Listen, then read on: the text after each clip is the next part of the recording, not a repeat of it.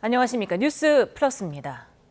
내란 특검이 국민의힘 지도부의 계엄 해제 의결 방해 의혹과 관련해 백혜련 민주당 의원과 조사 일정을 조율하고 있습니다. 박지영 특검보는 백 의원을 포함한 일부 민주당 의원들에게 참고인 조사 협조 요청을 보냈다고 설명했습니다. 백 의원과의 조사는 다음 주 초반쯤 이뤄질 가능성이 큰 것으로 파악됐습니다. 내란 특검은 오늘 인성환 전 국가안보실 2차장을 참고인 신분으로 불러 조사하고 있습니다. 특검은 인 전 차장을 상대로 지난해 계엄 해제 뒤에 2차 계엄 선포를 위한 모의가 있었는지 등을 조사할 것으로 보입니다. 윤 전 대통령은 지난해 국회 계엄 해제 의결 직후인 12월 4일 새벽 1시 16분쯤 합참 결심지원실에서 회의를 진행했습니다. 윤석열 전 대통령 배우자 김건희 씨가 구속 이후 첫 특검 조사를 받고 오후 3시 10분쯤 구치소로 복귀했습니다. 김 씨가 대부분 진술을 거부하면서 실제 조사 시간은 2시간 9분에 불과했습니다. 취재기자 연결합니다. 임혜진 기자. 네, 서울 광화문에 있는 김건희 특검 사무실 앞입니다. 네, 김건희 씨 조사가 생각보다 일찍 끝났군요. 네, 김 씨는 오늘 법무부 호송차를 타고 오전 9시 53분쯤 특검에 출석해 곧장 조사실에 들어갔습니다. 11시 27분까지 오전 조사가 이루어졌고 휴식 시간을 가진 뒤 오후 1시 32분부터 다시 조사가 이어지다 오후 2시 10분쯤 마무리됐습니다. 총 조사 시간만 따져보면 2시간 9분에 불과합니다. 특검은 오늘 김건희 씨를 상대로 부당 선거 개입, 공천 개입 관련 여론조사 부분에 대한 조사를 진행했는데요. 특검은 언론 브리핑에서 김 씨가 자신의 소회를 밝히는 것 외에는 대부분 피의 사실에 대해 진술 거부권을 행사해 일찍 조사를 마치게 됐다고 설명했습니다. 그러면서 오는 18일 오전 10시에 김 씨를 다시 소환해 조사할 예정이라고 밝혔습니다. 김 씨는 조서 열람을 마친 뒤 오후 3시 10분쯤 특검 사무실을 나서 구치소로 복귀했습니다. 네, 김건희 씨 측이 오늘 조사에 대한 입장을 냈죠? 네, 조금 전인 오후 5시 10분쯤 오늘 특검 조사에 입회했던 김건희 씨 변호인단의 간략한 입장이 나왔습니다. 먼저 특검이 오늘 김 씨에게 명태균 씨 공천 개입 관련 여론조사에 대해서 캐물었는데 김 씨는 본인이 지시를 내린 게 아니라는 취지로 답했다고 밝혔습니다.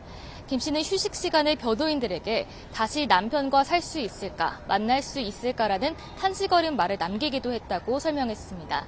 또 건강 상태가 좋지 않아 다음 주에 대면 진료를 받을 예정이라고 밝혔는데요. 진료를 받을 병원은 김 씨가 머물고 있는 서울 남부구치소에서 지정할 예정입니다. 네, 특검이 오늘 김건희 여사 일가의 집사로 알려진 김혜성 씨에 대한 구속영장을 청구했죠. 네, 지난 4월 베트남으로 출국했던 김혜성 씨는 여권 만료를 하루 앞둔 그제 귀국해 체포됐습니다. 이틀간 김 씨를 상대로 조사를 진행한 특검은 오늘 오후 특정경제범죄법상 횡령 등의 혐의를 적용해 구속영장을 청구했습니다. 특검은 김건희 씨 일가와 친밀한 관계인 김 씨가 설립에 관여했던 렌터카 회사 IMS 모빌리티에 대기업이 거액을 투자한 것이 뇌물인지 의심하고 있습니다. 특검은 코바나 콘텐츠에 대한 기업들의 대가성 협찬 의혹을 검토하다가 이른바 집사 게이트를 포착해 수사를 이어가고 있습니다. 예, 이런 가운데 김건희 특검이 국민의힘 당원 명부를 압수수색하려다가 불발됐죠? 네, 특검은 통일교와 건진법사 전성배 씨 측에서 통일교 교인들을 대거 국민의힘 당원으로 가입시켜 당 대표 선거에서 권성동 의원을 밀어주려 한 것으로 의심하고 수사를 진행하고 있습니다. 특검은 어제 오전 서울 여의도 국민의힘 중앙당사를 압수수색해 당원 명부를 확보하려 했지만 국민의힘 측의 완강한 거부로 오늘 새벽 0시 43분쯤 영장 집행이 중단됐다고 밝혔습니다. 국민의힘 측은 당원 명부 전체를 요구하는 건 부당하다는 취지로 반발했지만 특검은 명부 전체를 요구한 건 사실이 아니라며 특정 명단의 당원 가입 여부를 확인하기 위해 시기를 특정해 최소한의 범위에서 확보하는 차원이라고 해명했습니다. 그러면서 이를 국민의힘 측에도 충분히 설명했지만 압수수색 합의까지 이르지는 못했다며 방법을 협의할 예정이라고 덧붙였습니다. 네, 특검에 자수서를 제출한 서희건설 측이 김건희 씨에게 목걸이만 준 게 아니라고 밝혔죠. 네, 특검은 서희건설로부터 김건희 씨가 나토 순방 때 착용했던 반클리프 아펠 목걸이 진품을 이미 제출받고 김 씨에게 이 목걸이를 줬다가 돌려받았다는 취지의 자수서도 확보했습니다.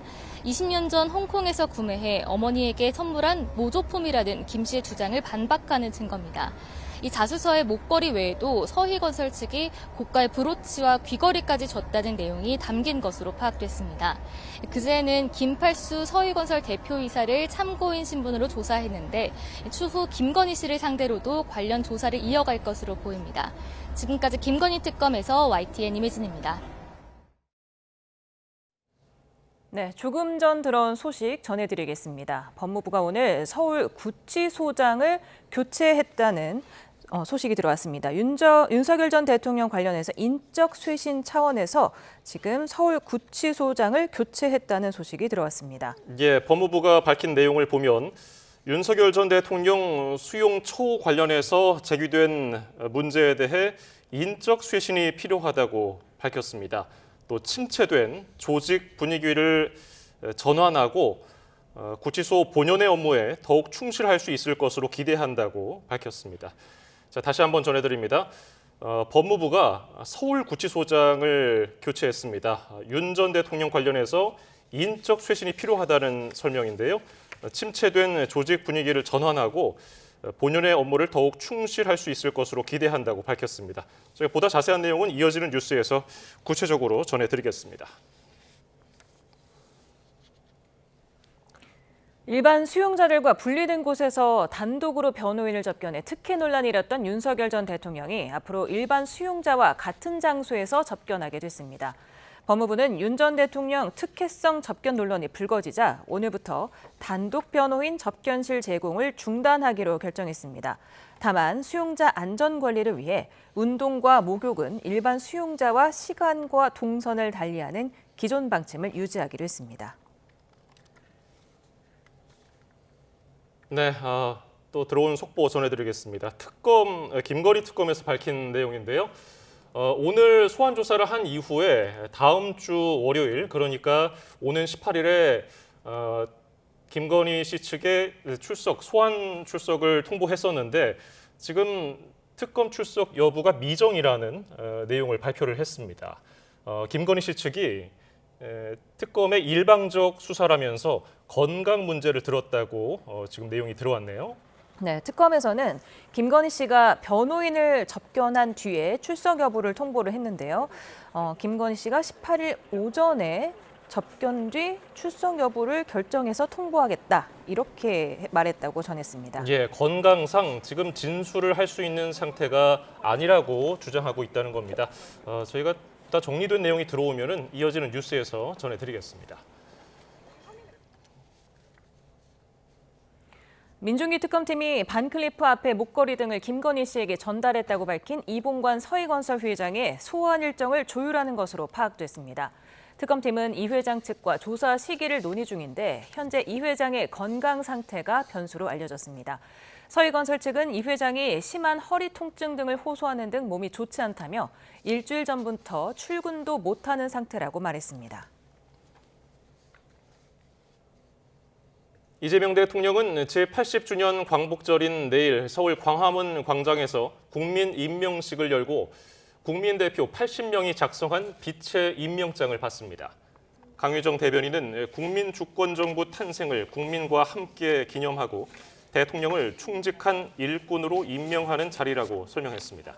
국민 대표 80인은 민주주의와 경제 성장, 과학기술 등 분야에서 선정됐는데 탄핵 시위 때 장갑차를 막은 부부, 국군 대전병원 이국종 원장, 칸 국제영화제에서 학생 부문 1등상을 받은 영화감독 허가영 씨가 포함됐습니다.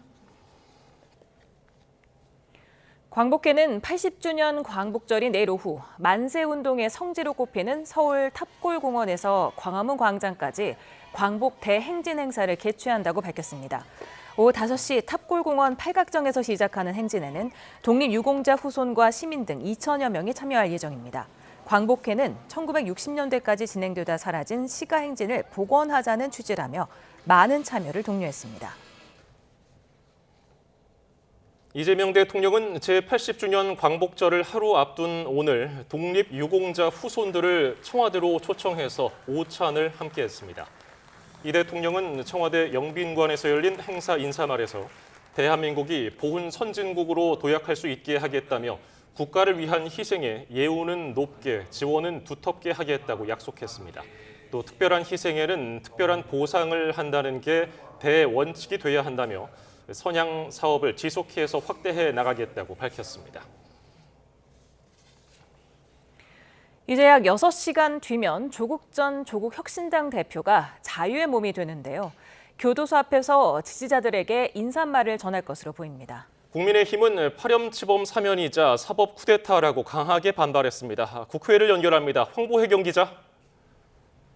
네, 국회입니다. 네, 오늘 자정이면 조국 전 대표가 사면될 텐데요. 정치권 반응부터 전해주시죠. 네, 조국 전 대표는 오늘 자정쯤 서울 남부교도소에서 출소합니다. 혁신당 지도부와 지지자들도 사면을 축하하기 위해 현장을 찾을 예정인데 조 전 대표는 이 자리에서 대국민 인사를 전할 예정입니다. 혁신당 윤재관 수석 대변인은 오늘은 시간이 늦어 별도 질의응답 시간은 없지만 조만간 기자들과의 자리도 마련하겠다고 밝혔습니다. 국민의힘은 이재명 대통령이 취임 2달 만에 조국과 윤미향 등 파렴치범을 사면하며 악화일로만 걷고 있다고 맹비난했습니다.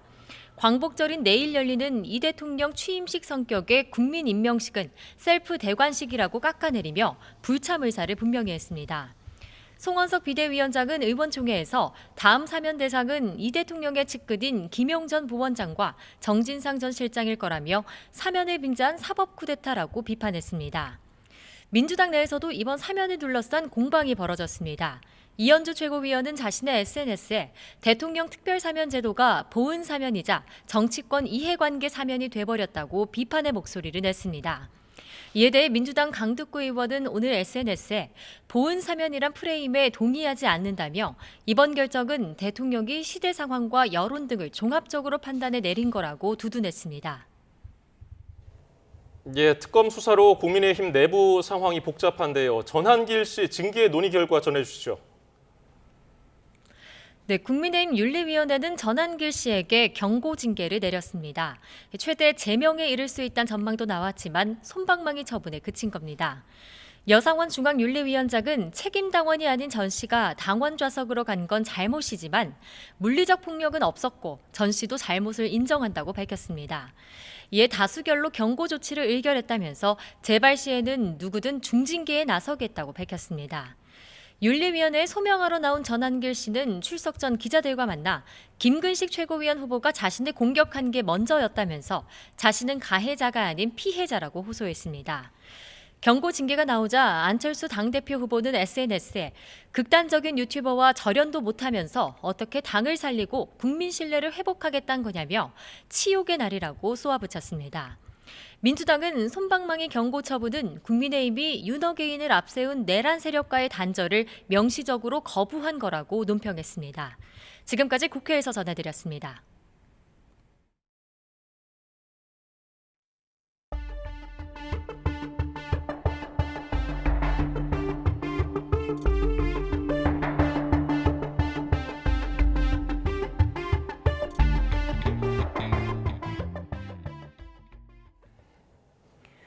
어제부터 서울에 쏟아진 집중호우로 서울 도심 곳곳이 물에 잠겼습니다.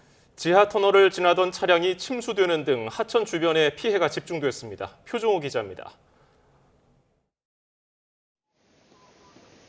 물에 잠겨 지붕만 드러난 승용차 주위에 모인 경찰관들이 다급하게 창문을 두드립니다. 창문 깰게요. 창문 깰게요. 안에 사람이 있는 걸 확인한 경찰은 3단봉으로 유리를 깨고 구조에 나섭니다.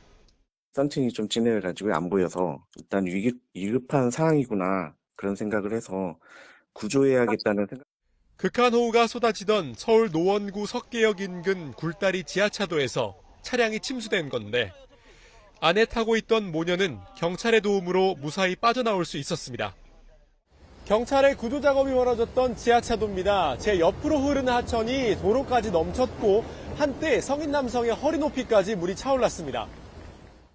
하천이 불어난 곳은 우이천과 중랑천이 합류하는 지점으로 수위가 급상승하며 중랑천엔 한때 홍수주의보가 발령됐습니다. 비가 그치고 수위가 낮아지자 각종 쓰레기와 토사에 뒤덮인 산책로와 도로가 모습을 드러냅니다. 예, 완전히 전쟁 나고 지금 완전 폐해가 됐더라고요. 빨리 해야 될 것 같더라고요. 한강도 불어나 산책로는 물론 수변 무대까지 물에 잠겼습니다. 잠수교는 한때 보행자 통행이 제한됐습니다. 어제 온 비로는 수변무대 정도만 잠겼는데 비가 연속적으로 한 사나흘 오면은 이 나무 중간 여기 교각 한 중간 정도까지 잠긴 적이 있죠. 짧은 시간 쏟아진 집중호우로 서울 도심 하천 주변 곳곳에 피해가 집중됐습니다. YTN 표정우입니다. 수도권에 연이틀 비가 쏟아지면서 지하 주차장과 지하철 역사도 몸살을 앓았습니다. 침수 현장에서는 배수 작업이 한창인데 물과 전기까지 끊겨 주민 불편이 큽니다. 부장원 기자입니다. 지하로 내려가는 계단 가득 흙탕물이 들어찼습니다. 펌프와 호스를 동원해 배수 작업에 나섰지만 천장에 닿을 듯 넘실대는 빗물을 빼내긴 역부족입니다. 연이틀 내린 비에 인천 작전동의 오피스텔 지하 주차장이 물바다가 된 겁니다. 고압 펌프차를 이틀째 가동했지만 지하 2층에서 3층에만 9,000톤 가까운 흙탕물이 들어차 복구에 어려움을 겪었습니다. 다행히 인명피해는 확인되지 않았는데 물과 전기가 끊겨 주민 불편이 이어졌습니다. 8,700톤 정도 잡았는데 지금까지 뺀 게 한 1,000톤 정도 돼요. 안에 침수 차량이 몇 대나 있는지 어느 차량인지 파악하려고 하는데 그게 여의치가 않고요. 근처에 있는 아파트도 사정은 비슷합니다. 건물에 유입된 비가 계단을 타고 세차게 쏟아지며 지하 주차장이 물에 잠겼고 엘리베이터까지 침수돼 운행을 멈췄습니다. 밤에도 계속 비가 내리면서 아침에는 인근 도로까지 침수됐습니다. 지하철 역사 천장에서도 빗물이 콸콸 쏟아졌습니다. 건물 안에서도 우산을 써야 하는 상황에 빗속 출근길이 더 불편해졌습니다. YTN 부장원입니다. 이틀째 중부지방에 집중호우가 쏟아지면서 피해가 잇따랐습니다. 중앙재난안전대책본부는 오늘 오전 11시 기준 1명이 숨진 것으로 잠정 집계됐다고 발표했습니다. 어제 정오쯤 경기 김포 하천에 떠내려간 차량에서 80대 남성 1명이 숨진 채 발견됐는데 중대본은 집중호우로 인한 사고인지 조사하고 있습니다. 대피도 잇따라 수도권에서 817명이 집을 떠나는데 이 가운데 759명이 미귀가 상태입니다. 비는 잦아들었지만 이제는 폭염이 기승을 부리겠습니다. 기상청은 북태평양 고기압이 확장하면서 정체전선 영향권에서는 벗어났지만 이제는 전국적으로 폭염과 열대야가 이어지겠다고 밝혔습니다. 충청 이남에 폭염특보가 내려진 가운데 내일은 중부까지 확대되고 일부 지역에서는 경보로 강화될 것으로 보입니다. 내일 서울의 최저 기온은 25도, 최고 기온은 32도가 예상되며 최고 체감 온도는 34도까지 오를 전망입니다. 서울 아파트값 오름폭이 한 주 만에 다시 둔화하며 관망 흐름을 이어가고 있습니다. 이르면 이달 말에 발표될 것으로 보이는 주택 공급 대책에 어떤 내용이 담길지 관심이 집중되고 있습니다. 차유정 기자가 보도합니다. 지난주 한강벨트를 중심으로 꿈틀대던 서울 아파트값. 이번 주엔 서초와 동대문, 관악구를 제외하고 상승폭이 죄다 꺾였습니다. 지난주 상승폭이 6주 만에 반등했던 것과 달리 0.04%포인트 떨어지며 다시 숨고르기에 들어간 모양새입니다. 용산이 0.22%에서 0.13%로 떨어지는 등 한강 인접지역 모두 오름폭이 축소됐습니다. 강남은 0.15%에서 0.13%, 송파가 0.38%에서 0.31%로 둔화했고 서초는 지난주와 상승폭이 같았습니다. 이 재건축 기대감으로 상승폭이 컸던 경기 성남, 과천 역시 오름폭이 줄었습니다. 아파트 거래량이 3분의 1 토막난 가운데 서울 부동산 시장은 짙은 관망세를 보이며 진정 국면에 접어든 것으로 보입니다. 최근 강남 등 주요 단지를 중심으로 일부 신고가가 나오기도 했지만 전체 시장은 움직이지 않고 있다는 게 전문가들의 판단입니다. 매물 쪽에서 또 잠기는 현상들이 발생하거든요.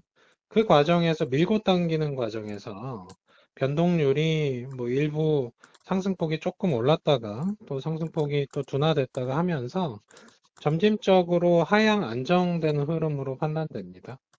일단 급한 불은 껐다는 평가가 나오는 가운데 주택 공급 대책도 서서히 윤곽을 드러내고 있습니다.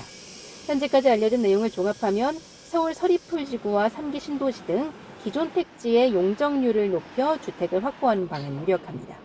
공공이 주도하는 정비사업 인허가를 단축하거나 지분 적립형, 이익 공유형 등 각종 공공주택을 도입하는 방안도 주로 거론됩니다. 이른 시일 내에 공급 대책을 발표하겠다는 예고가 나온 가운데 시장은 이번 정부의 첫 종합대책에 촉각을 곤두세우고 있습니다. YTN 차유정입니다. 집 한 채를 가진 사람이 강릉과 통영, 경주 등에 추가로 한 채를 사면 1주택자 세제 혜택을 받을 수 있게 됩니다. SOC 사업의 예비 타당성 조사 대상 기준은 26년 만에 1,000억 원으로 대폭 높아집니다. 정부가 마련한 지방 건설 경기 활성화 대책을 오인석 기자가 보도합니다. 건설 투자는 5분기 연속 감소하며 부진이 장기화하고 있습니다. 특히 지방 주택 수요 둔화로 지방 미분양은 증가하고 있습니다. 정부는 경제관계 장관 회의를 열고 침체된 지방 건설 경기 활성화 방안을 내놨습니다. 먼저 서울 등의 집 한 채를 가진 사람이 인구 감소 지역에서 한 채를 추가로 살 때 세제 혜택을 주는 세컨드홈 대상 지역이 인구 감소 관심 지역으로 확대됩니다. 강원도 강릉시와 속초시, 전북 익산시, 경북 경주시, 경남 통영시 등 9곳이 대상 지역입니다. 양도세와 종부세, 재산세 등의 1세대 1주택자의 세제 혜택이 부여됩니다. 세컨드홈 주택의 공시가격은 4억 원에서 9억 원으로 확대됩니다. 취득세를 최대 50% 감면받을 수 있는 주택 기준도 공시가격 3억 원에서 12억 원으로 완화됩니다. 또 지방의 악성 미분양 주택 매입 때 받는 세제 혜택이 내년 말까지 1년 연장됩니다. 1주택자가 지방에서 전용 면적 85제곱미터, 취득가액 6억 원 이하인 중공후 미분양 주택을 사면 1가구 1주택의 세제 혜택이 적용됩니다.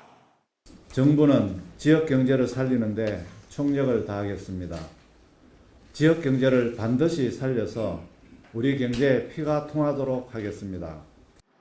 한국토지주택공사는 지방 중공후 미분양 매입 물량을 기존 3천 가구에서 내년 5천 가구를 추가 매입해 총 8천 가구로 확대합니다. 사회 간접 자본의 예비 타당성 조사 대상 기준이 500억에서 1,000억 원으로 대폭 상향되면서 지방 건설 경기에 활력을 불어넣을 것으로 보입니다. 예타를 손질하는 건 제도 도입 이후 26년 만입니다. YTN 오인석입니다. 북한이 이재명 정부 출범 이후 단행된 긴장 완화 조치를 거듭 평가절하하면서 적대적인 대남 정책을 이어가겠다는 뜻을 분명히 했습니다. 특히 대남 확성기를 철거한 사실이 없고 철거할 의향도 없다면서 거친 표현을 동원해서 우리 측의 발표 내용을 반박했습니다. 이종원 기자입니다. 북한 김정은 국무위원장의 동생인 김여정 노동당 부부장이 재차 대남 담화를 내놨습니다. 지난달 말 마주 앉을 일이 없다며 이재명 정부를 겨냥한 첫 담화를 발표한 지 17일 만으로 표현 수위는 더 거칠어졌습니다. 먼저 군사분계선 주변에 설치된 확성기를 철거한 적이 없고 철거할 의향도 없다며 일방적인 억측과 여론 조작 노름을 하고 있다고 우리 정부를 거세게 비난했습니다. 북한군의 확성기 철거 돌입이 식별됐다는 우리 군의 발표는 물론 최근 이재명 대통령의 발언을 정면 반박한 겁니다. 이렇게 상호적인 조치를 통해서 남북 간의 대화와 소통이 조금씩 열려가기를 바라고 오는 18일부터 시작되는 한미연합훈련의 야외 기동훈련 절반이 다음 달로 연기된 것을 두고는 헛수고일 뿐이라고 잘라 말했습니다. 윤석열 정권의 일방적 조치를 없애고는 큰일이 난 것처럼 호응을 유도한다며 새 정부의 긴장 완화 조치를 기만이자 잔꾀로 표현하며 허망한 개꿈이 될 거라고 비꼬았습니다. 저는 당직한 상황에 대해서 사실을 설명드렸고 상대가 발표하는 그 의도에 현혹되지 않도록 주의할 필요가 있다고 생각합니다. 미국을 향한 메시지도 빼놓지 않았습니다. 낡은 사고방식에 집착할 경우 북미 정상들이 마주 앉을 일은 없을 거라며 핵보유국 지위 인정이 북미 대화 재개의 전제 조건임을 거듭 강조했습니다. 한껏 수위를 더 끌어올린 이번 북한의 담화 발표는 새 정부의 남북관계 정상화 노력에 적지 않은 도전 요인이 될 것으로 보입니다. 이재명 정부의 국정과제가 발표된 다음 날 나온 김여정 담화는 남북 대화 재개를 위한 더 과감한 조치를 내놓지 않으면 사실상 이재명 정부의 화해 협력 정책이 무력화될 수도 있음을 시사한. 특히 북한은 이번 담화에서 남측을 주적으로 명기하는 헌법 개정을 예고했고 사실상 한미연합훈련 중단과 한미 핵협의그룹 해체도 요구했습니다. YTN 이종원입니다. 조현 외교부 장관은 북미 대화가 재개되기 위해서는 여러 밀당이 필요할 거라면서 트럼프 미 대통령의 리더십에 기대를 걸었습니다. 곧 있을 한미 정상회담에서 주한미군 역할 변화에 대한 논의가 있을지에 대해서는 아직 정해지지 않았다면서 조심스러운 입장을 보였습니다. 홍선기 기자입니다. 북한과 미국은 최근 의미 있는 말을 주고받으며 대화 재개 가능성에 대한 기대를 높였습니다. 김여정 북한 노동당 부부장이 비핵화는 불가하다는 조건을 내걸었고 미국은 이를 주목하고 있다며 관심을 보인 겁니다. We have also seen high-level statements from the DPRK leadership, including recent statements from Kim Yo-jong, which we note with interest. 조현 외교부 장관은 이와 관련해 실제 북미 대화가 재개되기 위해서는 여러 차례 밀고 당기는 이른바 밀당 과정이 필요할 것이라고 내다봤습니다. 북한의 완전한 비핵화를 목표로 하는 미국과 핵 보유국 인정을 원하는 북한 간의 괴리가 크기 때문입니다. 미국은 북한이 핵을 보유할 수 없다는 입장입니다.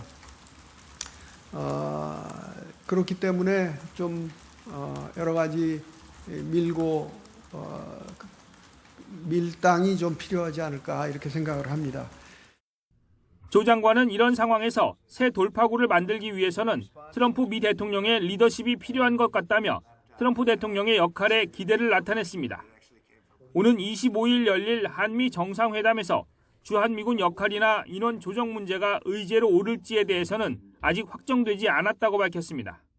지금 정상회담을 앞두고 실무에서 아주 긴밀하게 협의하고 협상하고 있습니다. 이게 포함될 것이냐 아니냐 이런 것도 하나의 협상이라고 생각을 합니다. 이와 관련해 외교부 고위 관계자는 최근 주한미군 사령관이 주한미군의 숫자가 아니라 역량이 중요하다며 감축 가능성을 시사한 것에 대해 개인 의견으로 본다며 확대 해석에 선을 그었습니다. 또 조 장관이 미국을 방문하기 전에 일본에 먼저 들른 건 이재명 정부에 대한 반일 프레임과 이에 대한 미국 내의 우려를 씻기 위해 이 대통령이 직접 지시한 것이라고 설명했습니다. YTN 홍성기입니다.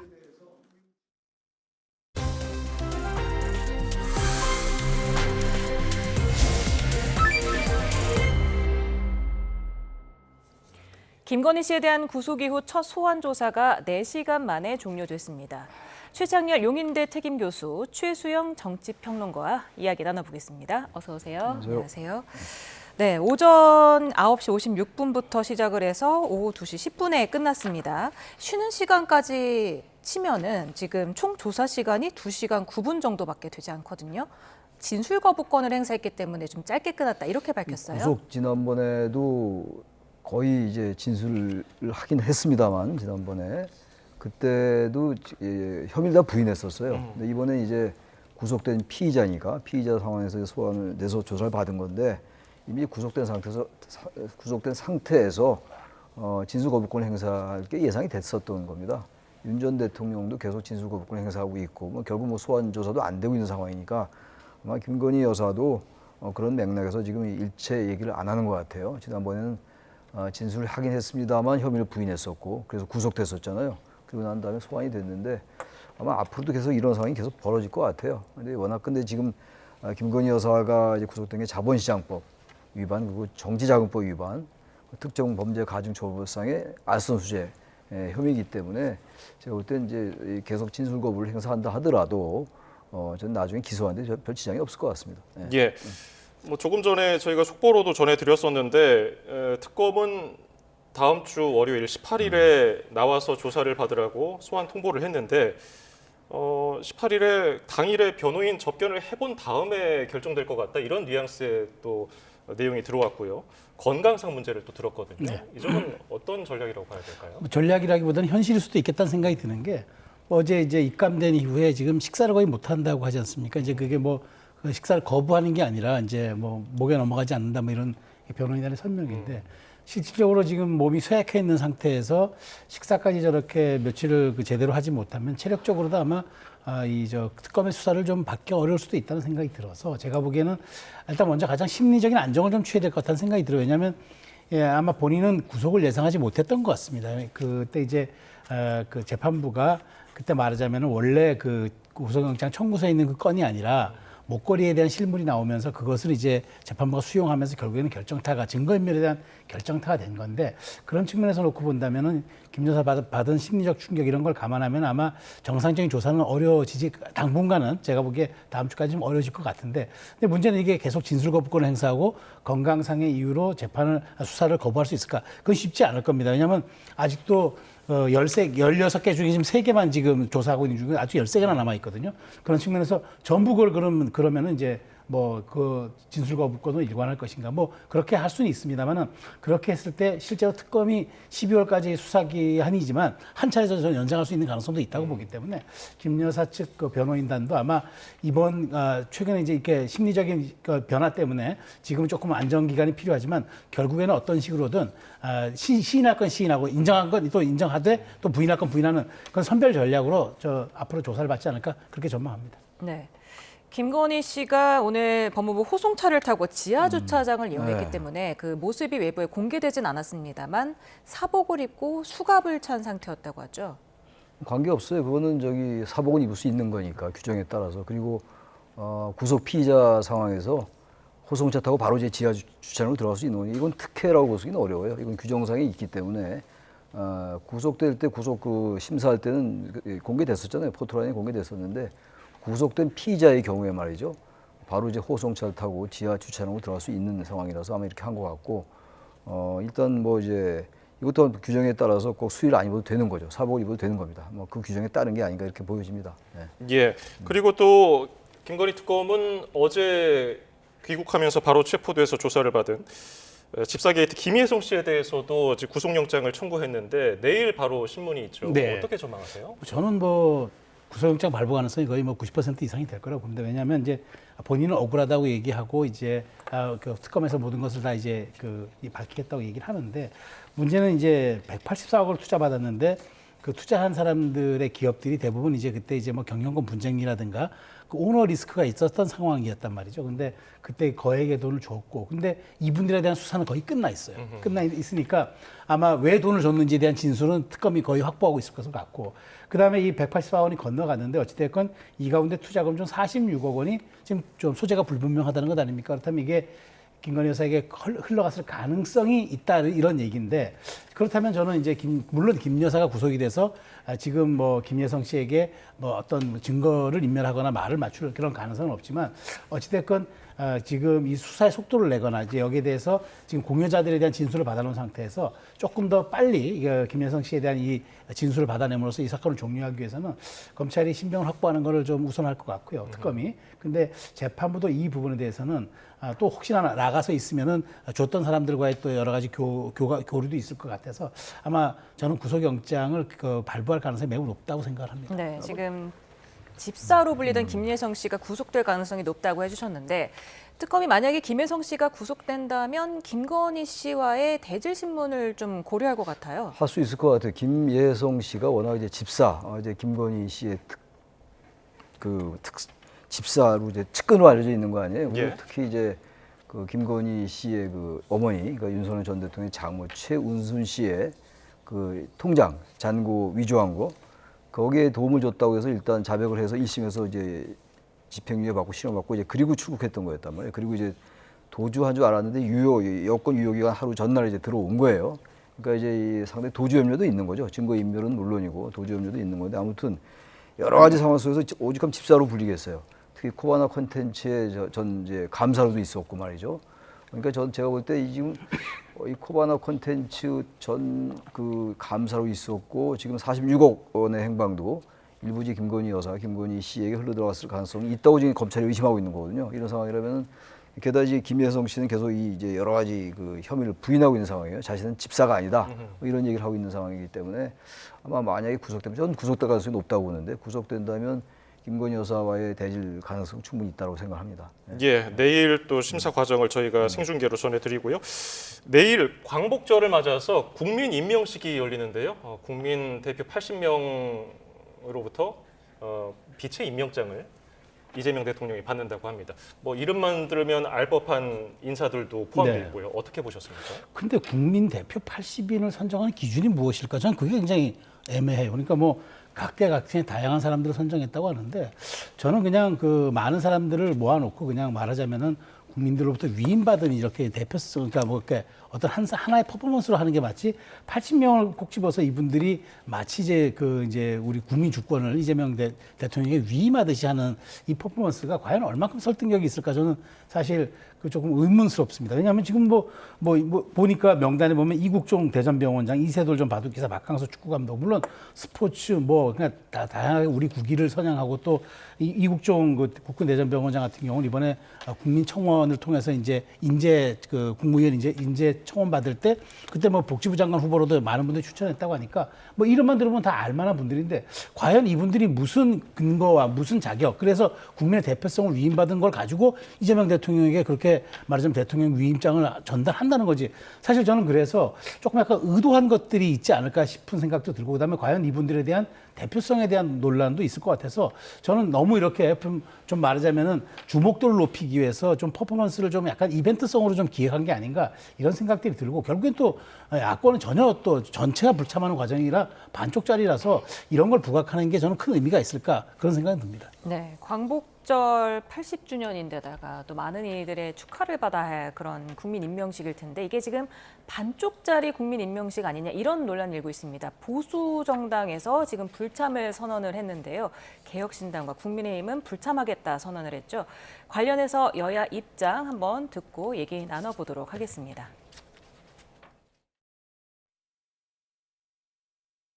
국민의힘 화가 났다라고 봅니다. 그리고 좀 삐졌다 이렇게 생각을 합니다. 대선 패배에 대한 자기 정리가 좀 잘 안 됐다라는 생각이 듭니다. 대선의 패배를 국민의 선택으로 받아들이고 그에 따라서 국민의힘의 성찰과 반성, 그를 통한 혁신 이 과정으로 가는 게 보통 야당의 길인데 지금은 대선 결과에 대해서 수용을 못하는 것 같기도 하고 그러면서 책임을 우리 이재명 정부나 민주당에 돌리는 이재명 대통령과 더불어민주당은 명비여천가의 노랫소리가 높을수록 국민의 원망과 분노도 커진다는 사실을 명심해야 합니다. 국민 안전보다 대통령의 대관식 준비에 몰두하는 것이 개탄스럽기 짝이 없습니다.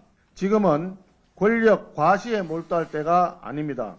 우리 국민의힘은 이재명 대통령의 셀프 대관식에 참석하지 않겠습니다. 예, 친명계로 알려진 김영진 의원은 국민의힘이 삐쳤다는 표현까지 했고요. 어떻게 들으셨습니까? 삐쳤다라는 표현은 뭐 그 하나의 표현인데 국민의힘이 이제 저렇게 하는 게 별로 명분이 없어요. 국민의힘이 내부에서 뭔가 혁신을 하고 쇄신을 하면서 최근에 여러 가지 사면이라든지 이런 것들에서 비판할 수 있어요. 비판할 수 있는데 지금 국민의힘이 내부 상황이 그렇지가 않다고요, 지금. 그런 상황이기 때문에 지금 국민의힘에서 대통령 이른바 임명식에 불참하는 것 자체가 뭐 불복까지는 아니겠습니다만 썩 그렇게 저는 이게 긍정적으로 안 비칩니다. 그러니까 결과적으로 볼 때는 지금 이제 국민들이 주권자로서 대통령을 임명한 이런 하나의 이제 그 프로토콜을 취하는 거거든요. 의미가 있다고 보기는 봅니다만 지난번에 특히 이제 제대로 된 임명식을 못했기 때문에 의미가 있는데 정말 이 상황에서는 국민 통합을 내세우는 정권에서 어떻게든 국민의 힘을 이게 참여시켜야 되는데 그렇지 못해요 지금 어쨌든 결과적으로 뭐 말은 약간 다르긴 해요. 청춘장을 줬는데 못 받았다는 뭐 이런 얘기가 있긴 있습니다만 그것보다 중요한 건 아무튼 국민의힘은 여기 참석하고 싶은 마음이 없는 거예요. 그러니까 아무튼 여러 가지 뭐 야당으로서 비판할 게 있다 하더라도 일단 참석은 하고 일단 국민들에 의해서 뽑힌 대통령이니까 그러면서 자신들의 여러 가지 쇄신을 해나가고 또 비판하고 이랬으면 좋았는데 그렇지 않고 아예 불창선언하는 건 제가 볼 때 나름대로의 논거가 있다 하더라도 썩 그렇게 설득력을 가지기 어렵다고 저는 생각을 합니다. 네. 지금 말씀하신 대로 초청 여부를 두고서 지금 야당을 정식으로 초청한 바도 없다 이러면서 진실 공방이 벌어지기도 했어요. 근데 저는 뭐 정식이라는 말이 이제 좀 애매한 게 있는 것 같아요. 그러니까 왜냐하면 지금 행안부가 아마 이제 이 행사를 주관하는 것 같은데 행안부가 그렇다면은 공식적인 이렇게 엽서나 이렇게 좀 뭐 조그맣게 결혼식 비슷한 청첩장 같은데 대한 초청장은 저는 다 돌렸을 거라고 봐요. 왜냐하면 그건 매뉴얼이고 그건 하던 방식이기 때문에 반드시 했을 거라고 보는데 중요한 건 이거죠. 정식이라는 말이 뭐냐면은 지도부에 공식적으로 요청하고 거기 행사를 주관하는 위원회라든가 위원장이라든가 그런 사람들 명의로 국민의힘 지도부에게 정식으로 요청을 했는가 아마 그게 없었을 것 같다는 생각이 들어요. 그러니까 면피용으로 아마 쭉 그 개별 방에다가 국회의원들이 개개인이 헌법기관이고 입법기관이기 때문에 행안부가 안 줄 수는 없을 겁니다. 그래놓고 참석하지 않았다 하는 경우에 행안부가 책임을 지기 때문에 그건 했겠지만 행안부는 일개 부서고 그다음에 이제 여기를 주관하는 전체 행사의 컨트롤 타워가 야당 지도부에게 공식적으로 요청을 하지 않았다. 아마 저는 곽규택 의원의 정식으로 초청한 바가 없다는 얘기를 그런 식으로 해석합니다. 게다가 여기다 또 기름을 부은 건 뭐냐면은 정청래 신임 대표가 야당을 대화 상대로 인정하지 않으면서 나는 사람과 악수하지 사람은 아닌 사람과 약수를 안 한다. 이렇게 얘기하면서 국민 통합을 얘기하고 그래서 이게 국민이 하나가 되는 광복 80주년을 기념해서 광복절에서 국민이 주권을 위임하는 그런 임명식을 하고 이런 게 사실은 지금 말하자면 취지라든가 목적이라든가 방향이 전혀 맞지 않은데 말하자면 민주당만 그들만의 리그나 그들만의 잔치로 하는 거기다 이제 불만을 토로한 거죠. 게다가 지금 여기 더 나간 거는 지금 김영진 의원도 삐쳐서라는 말을 했습니다만은 박수현 수석 대변인이 뭐라 했냐면 야당이 이거는 정무적 정략적으로 여기에 불참한 거기 때문에 우리가 더 이상 요청할 생각도 없다. 이건 말이 안 되잖아요. 정치라는 게 사실은 대화 타협을 통해서 갈등을 해소하는 게 본령인데 시도도 안 해보고 안 하겠다는 얘기는 이 얘기는 뭐냐면 당신들이 오든 말든 우리는 관여하지 않겠다, 상관하지 않겠다 이 얘기가 아니겠습니까? 그런 식으로 저는 접근하기 때문에 야당이 반발을 샀고 개혁신당도 그래서 불참하는 것 아니겠습니까? 다만 이제 광복 80주년 기본 행사는 참석하고 2부만 참석하지 않겠다고 하기 때문에 이 부분은 이렇게 통합의 정치적 환경을 조성하지 못한 민주당과 여당에 오히려 이런 책임이 있는 거라고 저는 생각을 합니다. 그렇기 때문에 야당을 너무 타박하는 거는 조금 이거는 야당이 좀 억울한 생각도 들겠다 이런 부분이 있습니다. 예. 그리고 내일 국민임명식에 참석하는 5월 단체에서 5.18 관련 대표자로 참석하는 이들이 좀 부적절하다고 지적을 했거든요. 이 점은 정부에서 어떤 의도를 가지고서 이런 명단을 만들었을 거 아니에요? 일단 지금 이제 명단을 만든 여러 가지 그 근거들이 있긴 있어요. 사회적 약자라든지 참사 피해자, 유가족들. 5.18 민주화 운동 같은 경우 당연히 참석을 해야 되겠죠. 초청을 받아야 되겠죠. 근데 지금 얘기가 나오는 게 이제 5월 단체들도 여러 이제 갈래가 있잖아요. 지금 초청되는 사람들에 대해서 이제 원래 그 이제 국가 유공자 그 돌아가신 부친이 유공자로 전환했기 때문에 5.18 유공자는 아니다라는 이제 그런데 왜 자꾸 초청을 했느냐 이런 것들도 하나 있고 몇 가지 이유가 있는데 아마 이건 이제 내부에서 5월 단체 내부의 문제인 것 같아요. 또 이 초청된 분들은 거기에 대해서 또 그 사실이 아니라고 얘기하고 있는 이런 측면이 있기 때문에 그러니까 이 초청한다는 게 참 쉽지 않을 겁니다. 8명만 초청을 하는 거니까 많은 사람을 초청하는 게 아니라서 여기에 대해서 이제 그 내부 사정 때문에 자꾸 이런 이제 불협화음이 나오는 것 같은데 이건 정부로서도 이제 이것까지 다 챙기긴 한계가 있었을 거예요. 모든 걸 다 알기는 어려운데 아무튼 이런 어떤 잡음이 나오지 않게 하는 게 좋겠죠. 근데 어쨌든 나오고 있는데 아무튼 이 부분은 서로 이제 그 단체 내에서 조율을 해가지고 더 이상 이제 잡음이 안 나오게 하는 게 맞다고 생각합니다. 네, 이제 5시간 30분 뒤면은 광복절인데요. 자정, 그러니까 0시에 조국 전 대표가 사면되지 않습니까? 조국 전 대표가 출소하자마자 바로 대국민 인사말을 전할 거라고 하는데 어떤 메시지를 낼 것으로 보십니까? 저는 뭐 일단 이재명 정부에 감사한다는 얘기를 하고 그다음에 또 말하자면 본인의 잘못을 먼저 인정하기보다는 무도했던 검찰에 대한 어떤 무리했던 수사 일부는 인정하겠지만 본인이 아마 그것을 정치 검찰의 또 행태로 비판할 거라고 생각하고 이제 나와서 이제 사명과 복권이 다 된 만큼 아마 이제 본인이 어떤 역할을 찾겠다. 아마 요즘 세 가지가 담길 것으로 생각이 됩니다만, 그런데 저는 그렇게 추론하는 이유는 이제 그 SNS를 통해서 감옥에 갇힌 건 불행인데 내가 그동안 읽지 못한 책을 많이 읽었던 건 행운이다. 약간 어찌 보면은 약간 비아냥거리고, 그다음에 사실은 여기에 대해서 썩 그냥 국민께 송구하고 죄송하고 감사하다 이런 게 아니라 약간 뭐랄까 이거 사안을 가벼이 여기는 듯한 그런 이제 언행을 보였기 때문에 저는 이걸 보면서 조 전 대표가 갖고 있는 지금 생각이 일단이 드러나는 거다. 그렇다면 지금 나오면서 여러 가지 자신으로 인한 논란이 있었지만 그럼에도 불구하고 이렇게 통 큰 사면과 복권의 사회 복귀의 기회를 준 정부에 감사하면서 앞으로 내가 자숙하면서 열심히 내가 할 수 있는 분야에서 열심히 살겠다. 이렇게 해야 말하자면은 국민 통합이라든가 사면의 어떤 그 조건에 부합하는 건데 그런 얘기들이 안 나올 것 같아서 제가 좀 걱정인데 걱정이라기보다는 그런 측면에서 과연 조 전 대표가 이번 사면에 80주년 광복의 어떤 의미에 부합하는 그런 사면이었는지, 그다음에 공정과 상식이라는 틀을 깨버린 사람으로서 다시 나올 때 조금 어떤 사과의 메시지 이런 것들이 아니라 본인의 어떤 그런 정치적 비전을 얘기하는 그런 걸로 나올 것 같아서 아마 좀 뭐랄까 사면의 분위기가 좀 퇴색되는 것 아닐까 그런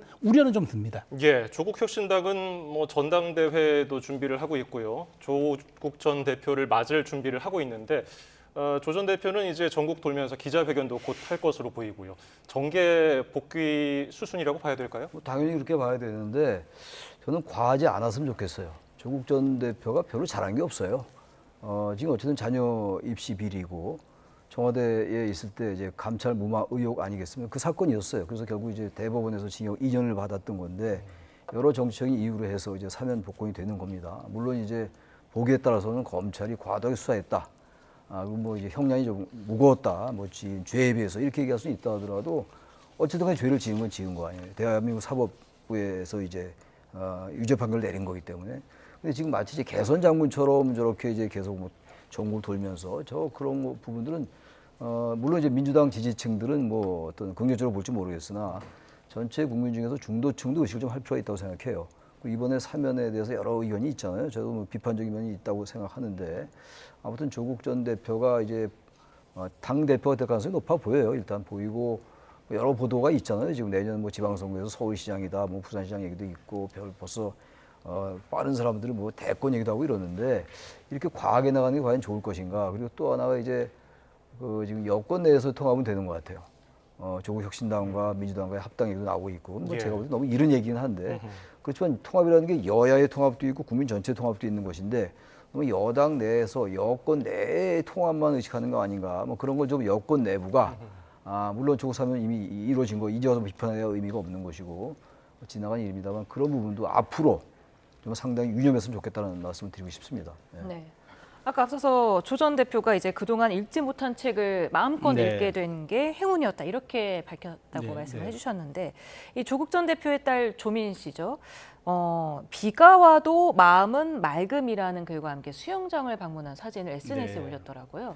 어쨌든 조 전 대표의 가족들은 좀 SNS를 그만해야 될 것 같아요. 그러니까 사실 SNS라는 게 지금은 굉장히 많은 소통의 수단이기도 하고 그렇게 하지만 이 조 전 대표가 그동안 자기가 했던 말과 배치되는 행동을 함으로써 굉장히 더 많은 비난을 받았던 게 사실이잖아요. 그러다 보니까 조만 대장경이라는 신조어까지 나와서 제발 좀 과거에 했던 말들이 다시 소환하게 하지 말아달라는데 조 전 대표도 아직까지도 저렇게 SNS를 하지만 딸도 그렇게 SNS를 하면서 자꾸 제가 보기에 이러니까 이제 국민적인 말하자면은 어떤 동정 그다음에 이제는 연민 이런 걸 보다도 왜 아직까지도 저렇게 할까라는 약간 국민의 감정선을 자꾸 건드리는 이런 행위들을 하는 것 같아요. 그래서 저는 좀 하지 않았으면 좋겠다. 더더군다나 이번에 형기의 3분의 1밖에 채우지 못하고 나왔잖아요. 아직도 많은 분들이 이게 사법정의에 부합하냐는 질문을 하고 있습니다. 그 질문을 조 전 대표한테 직접 하는 게 아니라 우리 사회를 통해서 하고 있는데 나와가지고도 여기에 그 감정선을 건드리거나 이 어떤 국민적인 보편적인 법 정신에 부합하지 못하는 언행을 할 경우에는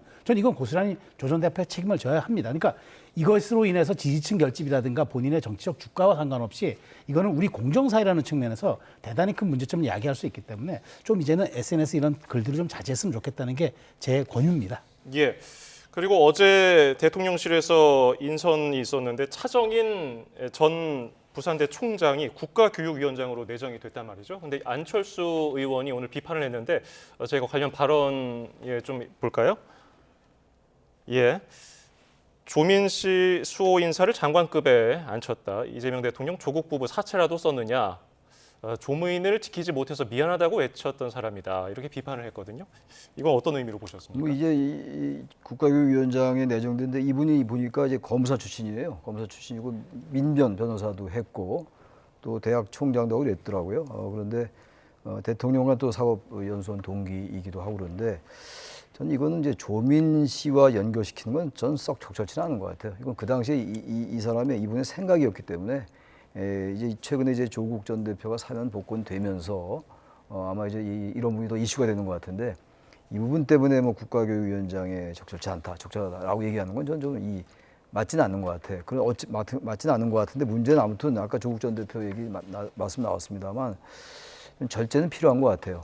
이제 어떤 사면 복권이 되면서 정치 영역이 열리고 여러 가지 또 정치적 다양성이 열리게 되겠습니다만 여권 내에서도 이런 부분들에 대해서 중도층이 어떻게 생각할 것인가를 보면서 좀 이렇게 좀 유념도 하고 절제도 좀 하고 아까 우리 최 평론가께서 이제 뭔가 이제 SNS 하지 말았으면 좋겠다 이런 말씀을 하셨는데 아무튼 그냥 과한 거는 어쨌든 간에 부족하면 못하다라는 생각이 좀 들어서 상당히 절제하고 그래야지 나와서 이제 오늘 이제 24시 15일 날 0시부로 사면 복권되는 거 아니겠어요? 예.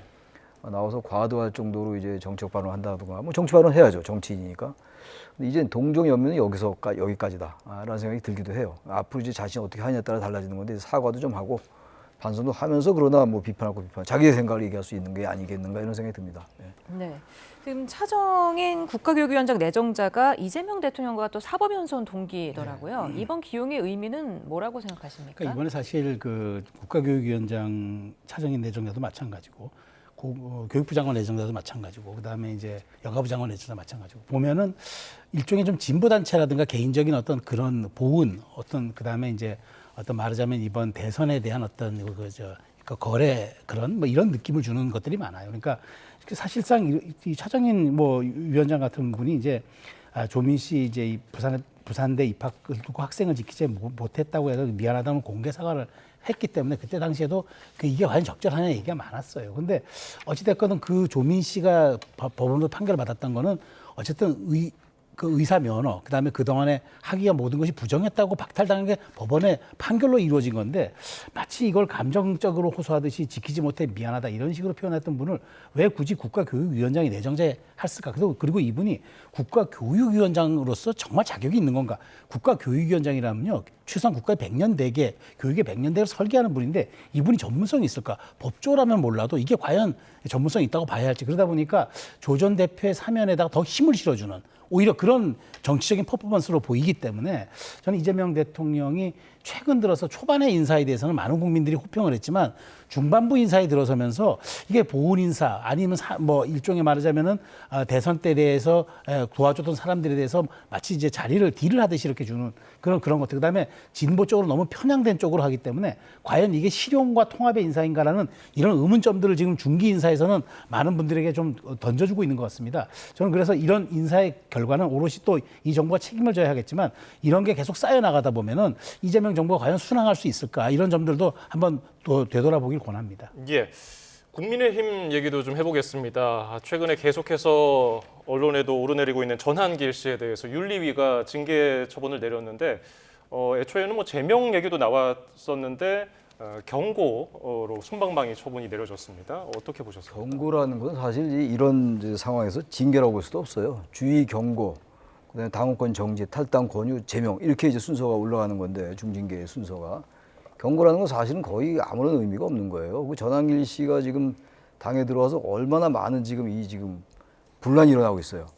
또 하나가 분란이라고 말씀드리기 전에 전한길 씨가 어떻게 지금 국민의힘에서 입당을 해서 여전히 부정선거 음모론이라든지 또 윤석열 전 대통령 탄핵 반대 이런 얘기를 하면서 이제 특히 이제 지난번에 8일날 전당대회 때 합동연설회 때 그 김무지 후보에 대해서 이제 배신자다 뭐 이런 얘기 하면서 더 이제 언론에 주목을 받았는데 이렇게 하면 안 되는 거죠. 국민의힘에서 당연히 이렇게 전당대회를 어지럽히고 말이죠. 이런 사람에 대해서 징계를 해야 되는 거 아니에요? 중징계를 하는 게 당연한데 전 경징계 할 줄 알았어요. 지금 이 국민의힘의 내부의 여러 가지 상황을 볼 때 여전히 지난 그 계엄 탄핵 사안에 대해서 진정성 있는 반성과 사과가 좀 없다고 봅니다. 사과는 많이 하긴 했습니다만 그게 얼마나 설득력 있는 사과였느냐라는 말에서는 대단히 회의적이에요. 그런 하나의 연장선에서 이번에 전환길 씨가 윤리위에서 징계를 받긴 받았는데 경고라는 징계 같지 않은 징계를 받은 거예요.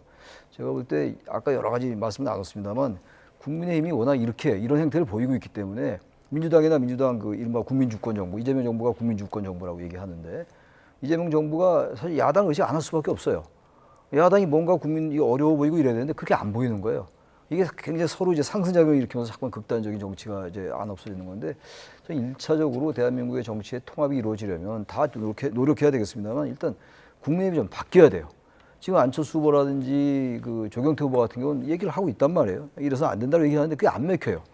특히 전환기 씨가 입당하고 이러면서 더 그래서 제가 볼 때 뭐 선동이라고 단정 지을 수 없다 하더라도 선동에 가까운 이런 역할을 하다 보니까 이제 당이 또 이런 식으로 가는 거라 이런 얘기. 제가 볼 때 어쨌든 제 개인 생각이긴 합니다만 전환기 씨에 대한 징계가 경고에 그쳤다는 거 대단히 개탄스럽다라고 말씀드리고 싶습니다. 네, 지금 국민의힘 당대표 후보로 나선 안철수 의원은 치욕의 날이다 이렇게 표현을 했고요. 민주당 정청래 당대표는 정말 어쩔 수 없는 정당이구나 이렇게 또 비판을 했더라고요. 구조적으로 저는 그럴 수밖에 없다고 보는 게 이번 또 그 전대 룰 구조가 당원 89조로 가다 보니 당원 80에 국민 20이다 보니까 지금 책임 당원 78만의 표심이 굉장히 급한데 여기에 대한 이제 전대가 지금 일주일밖에 남지 않은 상황에서 과연 그러면 이분들의 그 뜻에 반하는 그런 결정들을 정말 윤리가 하실 수 있을까? 그다음에 이제 또 말하자면은 당대표 후보들도 여기에 대해서 세게 얘기할 수 있을까? 더더군다나 지금 생각해 보십시오. 일주일 후 늦어도 26일이면은 새로운 지도부가 선출되잖아요. 그럼 윤리 구성이 다시 됩니다. 그다음에 그럼 이번 윤리위에 대한 결정을 이번 윤리가 얼마나 부담을 가졌겠어요. 우리가 내린 결정이 예를 들어서 탈당 권유 같은 좀 센 걸로 나가버리면은 새로운 신임 지도부가 들어와서 이거 너무 과하다고 또 감경해 주거나 또 사면해 주는 경우도 있단 말이에요. 그럴 경우 이건 또 엇박자가 나지 않겠습니까? 게다가 또 그게 있겠죠. 지금 이제 윤리위 이제 그 구성을 놓고 보면은 지금 이분들도 이제 결국에는 반탄파와 찬탄파 4명이 지금 겨루고 있는 상황에서 지금 현재 뭐 여론조사라든가 이제 뭐 이렇게 말해 흐름을 놓고 보면 이분들도 내부 인사들이기 때문에 지금 반탄파 후보들이 될 가능성이 매우 높은 상황에서 과연 이것을 정말 그 당심과 괴리된 상황으로 이만큼 윤리가 앞서 나갈 수 있었을까? 그런 측면에서 좀 놓고 보면 고심은 있었을 것 같은데 저는 어쨌든 지금 전환길 씨의 이 문제는 결국 이번 전대가 건너가기형 미래형 전대가 아니라 결국은 아직도 과거를 청산하지 못한 국민의힘의 그런 내홍과 갈등을 단적으로 보여준 사례다 이렇게 말씀드리겠습니다. 예. 그런데 전환길 씨가 김문수 후보 바로 앞에서 장동희 후보 지지한다는 얘기를 했는데요. 이건 어떤 의도가 있는 겁니까? 그 장동희 후보가 이제 자신에 대해서 좀 이제 호의적인 얘기 좀 했죠. 아마 그 부분을 얘기하는 것 같아요. 뭐 특별한 무슨 깊은 뜻이 있겠어요? 제가 볼 때 전환길 씨는 정말 이분의 생각이 그런 건지 모르겠어요. 자신의 어떤 입지라든지 뭐 그런 것 때문에 그러는 건지 정말 소신이 그래서 탄핵을 반대하고 부정선거론을 펼치는 건지 모르겠으나 지금 뭐 이분이 뭐길래 도대체가 무슨 누굴 지지한다라는 말로 또 영향을 받고 그러냐고요. 그러니까 아까 윤리 말씀하셨는데 이럴 때 윤리가 역할을 해줘야 되는 거예요. 당심이 자꾸 이제 극단으로 가고 이럴 때 윤리가 어떤 그 자리를 잡아주고 어떤 방향을 지향성을 보여주는 그게 윤리위거든요. 제가 볼 때 윤리위의 그 여상원 위원장이 그래도 과거에 이제 평론도 많이 하고 그랬던 분인데 우리 많이 서로 다 아는 사람들이에요. 뭐 뵌지 꽤 오래됐습니다만 상당히 합리적 보수고 그런데 본인의 입장에서 볼 때 여러 가지 사정이 있었는지 모르겠으나 이럴 때 이 자리를 잡아줘야죠. 줏대를 잡아주고. 근데 여기 대해서 이렇게 무슨 이런 식의 경고를 내린다? 이건 제가 볼 때 이럴 때 윤리위가 빛을 발해야 되는 겁니다. 제가 볼 때 그래서 최소한도 국민의힘은 이런 윤리위원회도 자정 능력이 없는 거예요.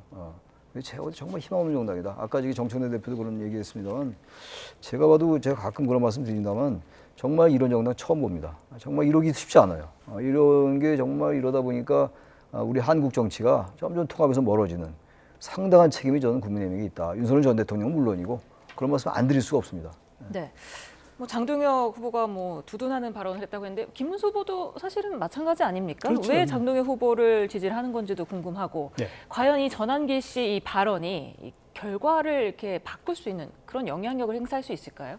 저는 뭐 그 사실은 전환길 씨 한마디로 표현하면은 약간 명성에 비해 과대 포장된 인플루언서에 가깝다고 저는 생각을 합니다. 그렇지만 이분이 이제 뭐 그러니까 10만 당원을 얘기할 정도로 사실상 이제 그 유튜브의 세계에서는 막강한 권한이 있는 것도 맞고요. 근데 저는 이분의 정치적 영향력은 지난 부산에서의 교육감 보궐선거에서 입증됐다고 봅니다. 이분이 가서 지원 유세까지 다 했는데 그때 큰 표차로 떨어졌잖아요. 그렇다면 PK에서조차 그런 평가를 받았다면 저는 전한길 씨가 좀 과대평가돼 있다 이런 생각인데 저는 이렇게 생각합니다. 장동혁 후보가 이렇게 전한길 씨에게 높은 평가를 받는 거는 장동혁 후보는 일관되게 전한길 후보의 요청에 응했고 또 그런 강성당원들 지지층에 응답을 했습니다. 그런데 김문수 후보는 처음에는 뭐 안 갈 듯이 하다가 나중에 간다 그러고 처음에는 약간 거리두기를 하는 것 같다가 지금 말하자면은 장동혁 후보가 굉장히 추격세가 거세지니까 다시 또 이렇게 전환하는 모습을 보이는 이런 어떤 일관성 없는 모습을 보이면서 오히려 더 실망감이 배가 된 것으로 생각이 되기 때문에 근데 중요한 건 말씀하신 가장 중요한 포인트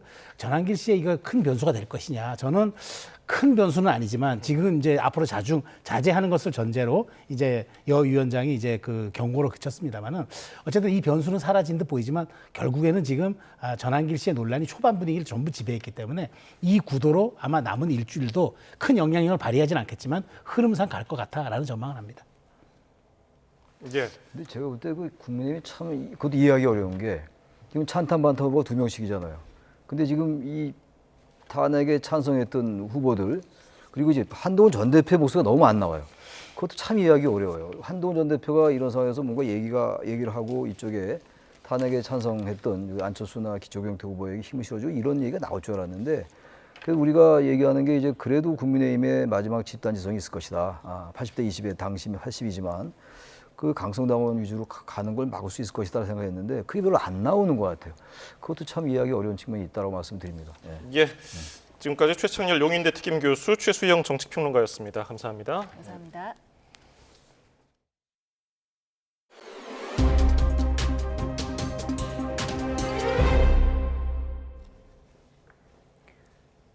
국내에서 많이 팔리는 유명 정수기에 중국산 가짜 필터를 만들어 밀반입한 업체가 세관 당국에 적발됐습니다. 정품과 달리 성능도 크게 떨어져서 염소와 납 성분을 제대로 거르지 못했습니다. 최하영 기자입니다.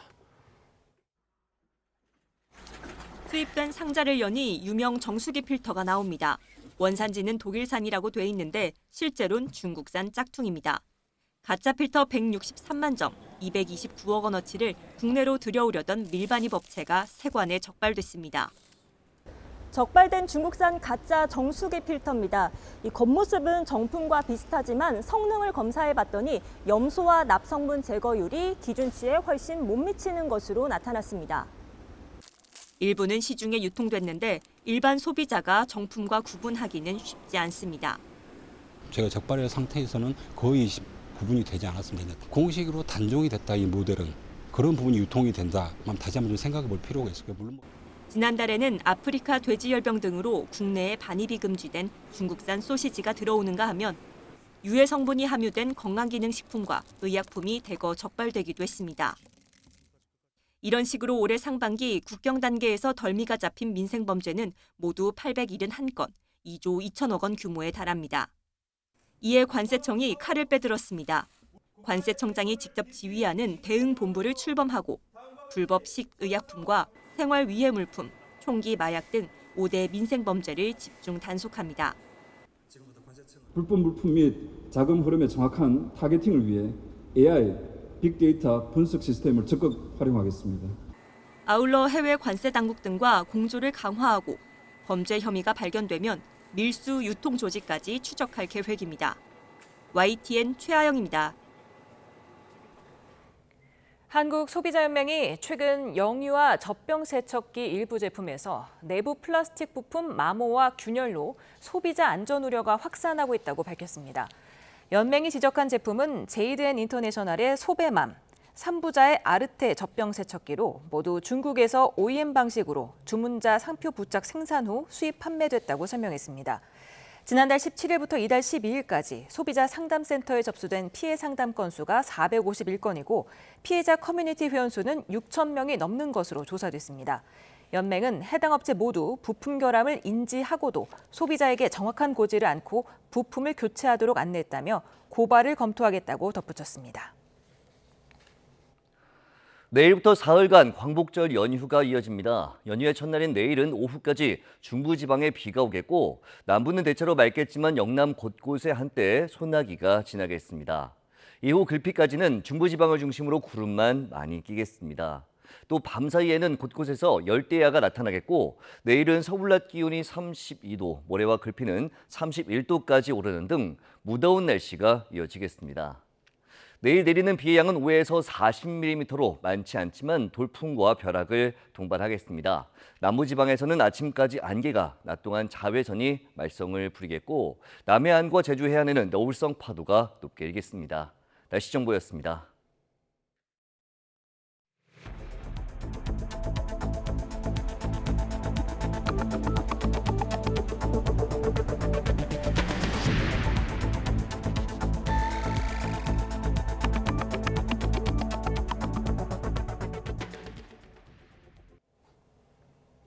윤석열 전 대통령 배우자 김건희 씨가 오늘 구속된 뒤 첫 특검 조사를 받은 가운데 다음 주 월요일 특검의 재소환에 대해서는 출석 여부를 정하지 못했다고 밝혔습니다.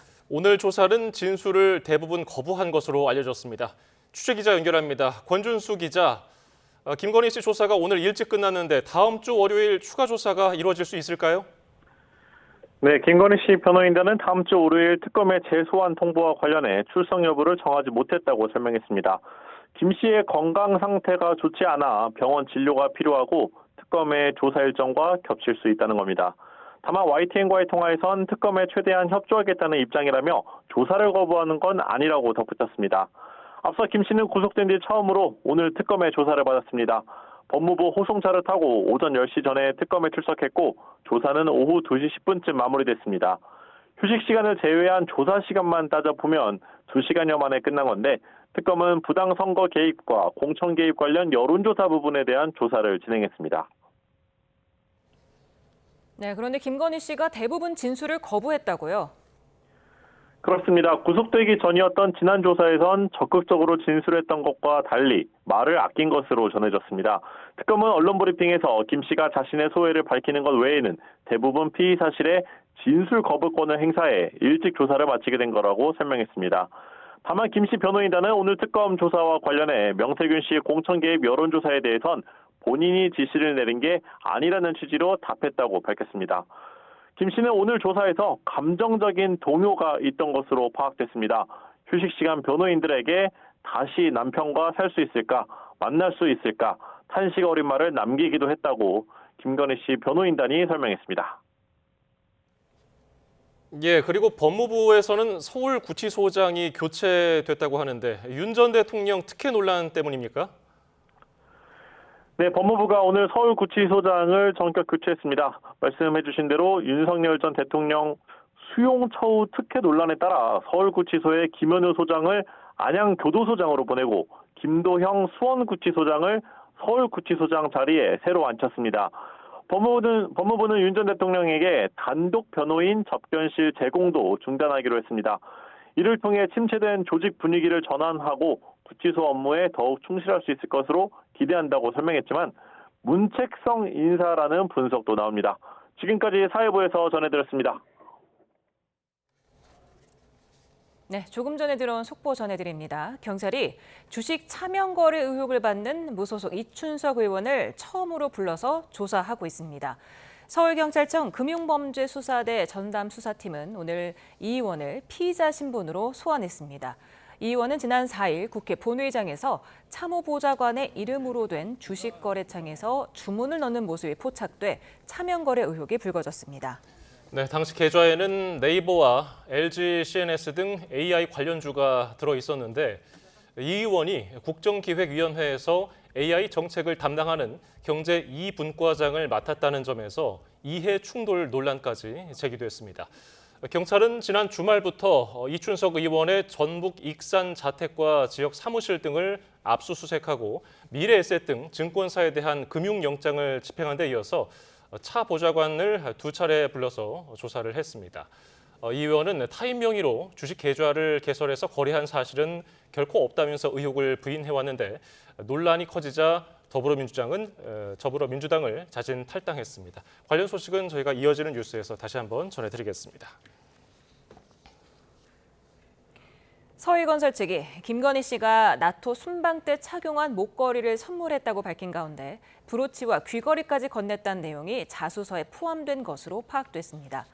서희건설은 지난 11일 특검에 낸 자수서에서 이봉관 회장 측이 김 씨에게 순방 3개월 전인 2022년 3월 반크리프 앞에 목걸이를 건넸다고 썼습니다. 뒤이어 4월에는 티파니 브로치와 그라프 귀걸이를 줬다고도 덧붙였습니다. 민중기 특검팀이 반 클리프 아펠 목걸이 등을 김건희 씨에게 전달했다고 밝힌 이봉관 서희건설 회장의 소환 일정을 조율하는 것으로 파악됐습니다. 특검팀은 이봉관 회장 측과 조사 시기를 논의 중인데 현재 이 회장의 건강 상태가 변수로 알려졌습니다. 서희건설 측도 YTN과 통화에서 이 회장이 심한 허리 통증 등을 호소하는 등 몸이 좋지 않다며 일주일 전부터 출근도 하지 못하는 상태라고 말했습니다.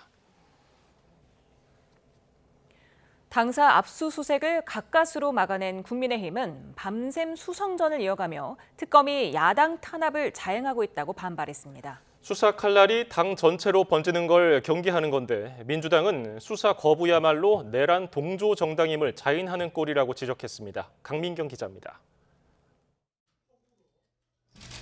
여의도 국민의힘 당사 입구에 가부좌를 튼 사람들. 가운데엔 김문수 당대표 후보가 있습니다. 새벽까지 이어진 특검의 압수수색 시도를 야당 탄압으로 규정하고 이를 막기 위한 무기한 농성에 들어간 겁니다. 전당대회가 한창 진행 중이며 여론조사 도중에 벌어진 압수수색은 정당 활동을 위축시키는 반헌법적 폭거입니다. 대전 합동연설의 도중 서둘러 상경한 지도부도 밤새 당사를 지키며 결사항전을 외쳤습니다. 아침 회의도 의원총회도 중앙 당사에서 잇따라 진행하면서 압수수색 영장 기한을 넘길 때까지 장외투쟁을 이어가겠다는 의지를 보였습니다. 끝까지 절대 우리의 생명줄인 당원 명부, 당원의 개인정보를 넘겨주지 않을 것이다. 3대 특검의 칼끝에 선 의원들은 관련 의혹을 적극 해명하며 특검이 거짓 공작을 펼친다고 주장했습니다. 윤석열 전 대통령 부부 동시 수감을 변곡점으로 수사 범위가 당으로 확대되자 야당 탄압 프레임으로 반박에 나서는 겁니다. 권성동 의원님 같은 경우는 꿋꿋하게 잘 버텨내겠다. 하지만 언론에서 제기된 모든 사실은 전혀 사실이 아니다라는. 민주당은 통일교 게이트의 전모를 낱낱이 밝혀내는 거야말로 민주주의를 사수하는 방법이라고 비판했습니다. 수사를 거부하는 건 종교 집단의 정치 하청 조직으로 전락했다는 걸 인정한 꼴이라며 국민의힘을 거세게 몰아붙였습니다. 한국 민주주의의 치욕이자 한국 정당사의 길이 남을 부끄러운 사건입니다.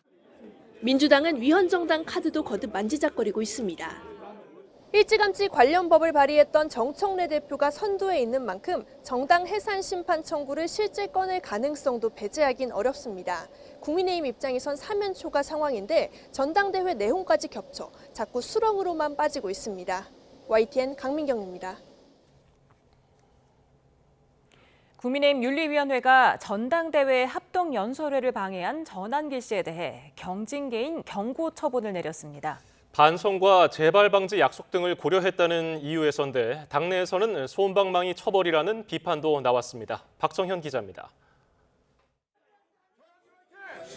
윤리위 조사를 받으러 국민의힘 당사를 찾은 전한길 씨. 연설의 소라는 먼저 자신 실명을 거론하며 비판한 김근식 최고위원 후보자 탓이라며 피해자라고 목소리를 높였습니다. 가해자로 잘못 알려진 것에 대해서 소명하고자 하는 것이고 지도자 되려고 나온 후보가 면상에 앉아있는 평당원에 대해서 저격하는 것이 과연 적절합니까 그게? 전시 소명을 들은 윤리위 내부 논의 끝에 가장 낮은 수준 징계인 경고 조치를 결정했습니다. 연설의 청중에게서 배신자 구호가 먼저 나오는 등 소란을 선제적으로 주도했다고 보기 어렵고 반성과 재발 방지 약속 등을 고려했다는 설명입니다. 다시 한번 발생할 때는 또 누군가 징계 요구를 한다면은 그때는 전한길 씨가 아니라 누구라도 중징계를 하자. 일각에서 제명 필요성까지 거론된 걸 고려하면 지도부 엄벌 요구를 거부하고 전시 주장을 대부분 받아들인 셈인데 재질이 엄중하다라고 말씀을 했음에도 불구하고 당초 예상과는 다르게 가벼운 징계 결정이 나왔습니다. 윤리위라는 것이 당의 독자적인 기구로 찬타파 당권 주자들은 강하게 반발했습니다. 당이 한중 극단 세력과 절연하지 못하는 데 치욕을 느낀다며 속에 천불이 난다고 불만을 드러냈습니다. 어디 가서 머리를 숙이고 있었습니까? 전환길 선생님이라고 싹싹 빌고 있었습니다. 적반하장으로 윤의견을 주장하고 있습니다. 윤을 배신한 자는 물러가라고 윤석열을 외치고 있습니다. 반면 탄핵 반대 후보들은 독립적인 윤리위의 판단을 존중한다며 최대한 말을 아꼈습니다. 대신 특검의 중앙당사 압수수색 등을 고리로 과거 특검법 찬성 이력이 있는 찬탄 후보를 향한 공세 수위를 끌어올렸습니다. 해산 위기에 있는데도 내부 총질하고 개파 사업만 할 것입니까? 저를 구구라 말씀하시는 분들 당원의 선택에 따라서 본인들의 거취를 선택하십시오. 한편 윤리위는 후보 교체 논란 관련 권영세 이양수 의원에 대한 징계 여부는 결론을 내리지 않았습니다. 다음 달 초 끝장 토론을 통해 최종 판단한다는 방침입니다. 윤리위 결정은 나왔지만 전환길 씨를 둘러싼 당내 갈등의 불씨는 여전합니다. 투표 시작까지 일주일도 채 남지 않은 전당대회에 어떤 변수로 작용할지 관심이 쏠립니다. YTN 박정현입니다. 더불어민주당은 전환길 씨 경고 처분이 솜방망이 징계라고 비판했습니다. 박지혜 대변인은 국민의힘이 윤어게인을 앞세운 내란 세력과의 단절을 명시적으로 거부했다고 말했습니다. 이어 송원석 비대위원장이 강경 대응을 예고한 지 며칠 만에 솜방망이 징계가 내려진 걸 어떻게 봐야 하냐며 국민의힘의 공정과 상식은 다 어디로 갔냐고 규탄했습니다. 광복절 특사로 사면 복권되는 조국 전 대표가 출소하면서 대국민 인사를 할 계획입니다. 조국혁신당 윤재관 수석 대변인은 조 전 대표가 오늘 자정에 나오는 것으로 안다면서 출소와 함께 전할 대국민 인사 메시지를 관심 있게 지켜봐 달라고 밝혔습니다. 또 민주당과의 합당설에 대해서는 공식적으로 논의 검토된 바 없다며 자강 노력을 게을리하지 않겠다고 강조했습니다. 광복 80주년인 내일 저녁, 이재명 정부의 출범을 정식으로 대내외 알리는 제21대 대통령 국민임명식이 서울 광화문 광장에서 열립니다. 이 대통령의 첫 광복절 경축사에 담길 대일, 대북 메시지도 주목됩니다. 강진원 기자입니다. 대선 다음 날 국회에서 간단한 취임 행사만 치른 이재명 대통령이 공식 임명식 무대에 오릅니다. 광복 80주년 당일 저녁, 광화문 광장에서 국민주권 정부의 출범을 대내외에 선포하는 겁니다. 지난 6월 4일 이 대통령이 임기를 시작한 이후 2달여 만입니다. 국민임명식은 불법 계엄과 내란을 이겨낸 국민주권 정부의 탄생을 K민주주의의 주인공이자 주권자인 국민들과 함께 기념하고 저녁 8시부터 시작하는 행사는 총 3부로 나뉘어 진행됩니다. 1부에선 광복 80년을 되돌아보는 영상과 광복의 기쁨, 국민 화합을 강조하는 공연이 펼쳐집니다. 임명식의 절정은 2부입니다. 민주주의와 경제성장, 과학기술, 문화, 스포츠 등 여러 분야에서 성과를 거둔 국민 80명이 각자의 소망이 적힌 임명장을 들고 단상에 오르는 겁니다. 임명장이 무대 중앙 대형 큐브에 모두 걸리면 이 대통령은 주권자인 국민을 더 섬기겠다는 포부를 밝힐 계획입니다. 바로 이어질 3부 축하 공연을 포함해 이번 임명식 행사에는 10,000명가량이 참석합니다. 각계 주요 인사와 일반 시민 등이 모일 예정인데 국민의힘과 개혁신당 등 보수 야당과 이명박, 박근혜 전 대통령 등 보수 진영 전직 대통령은 불참하기로 했습니다. 앞서 오전 10시 광복절 80주년 경축식에서 나올 이 대통령의 대일, 대북 메시지도 관심입니다. 올해는 한일 수교 60주년이기도 한 만큼 과거사는 원칙적으로 관리하되 양국 간 미래지향적 협력 관계는 강화하겠다는 의지가 담길 것으로 보입니다. 작은 차이들이 또 의견의 차이들이 있긴 하지만 그런 차이들을 넘어서서 한국과 일본이 여러 면에서 서로 협력하고 서로에게 도움되는 관계로 더 발전해 나가길. 오는 23일 일본 방문까지 앞둔 터라 대일 강경 발언이 나오진 않을 것으로 전망됩니다. 한반도 평화 구축을 위해 긴장을 완화하겠다는 게 이 대통령의 일관된 정책 기조인 만큼 북한을 향해선 거듭 대화와 소통을 강조하는 언급을 내놓을 거란 분석입니다. YTN 강준원입니다. 이재명 대통령은 광복절 80주년을 앞두고 독립유공자 후손들을 초청해 감사한 마음을 전하며 확실한 지원을 약속했습니다. 후손들이 자부심을 갖고 살아갈 수 있게 보훈 선진국으로 도약시키겠다는 포부도 밝혔습니다. 정인용 기자입니다. 당신이 있어 대한민국입니다란 문구가 적힌 테이블이 행사장 곳곳에 마련된 가운데 독립유공자 후손 80여 명이 한자리에 모였습니다. 이재명 대통령이 광복 80주년을 맞아 이들을 청와대로 초청해 점심 식사를 대접한 겁니다. 이 대통령은 조국 독립을 위한 독립유공자들의 희생에 경의를 표하며 평소와는 다르게 행사를 시작했습니다. 오늘 같은 날은 제가 아니라 여러분이 박수를 받아야 되는 날이죠. 제가 여러분들 박수 한번 쳐드리겠습니다. 이 대통령은 독립운동을 하면 3대가 망한다는 말은 더 이상 통용되지 않도록 높은 예우와 두터운 지원을 약속했습니다. 특히 후손들이 자부심을 가지고 살아갈 수 있게 대한민국을 보훈 선진국으로 도약시키겠다고 다짐했습니다. 또 독립투쟁의 역사와 정신을 미래 세대가 기억할 수 있도록 선양 사업을 확대해 특별한 희생엔 특별한 보상이란 자신의 공약을 보훈의 핵심 원칙으로 정착시키겠다는 의지를 나타냈습니다. 특별한 희생에는 특별한 보상을 다한다고 하는 것이 우리의 대원칙이 되어야 할 것입니다.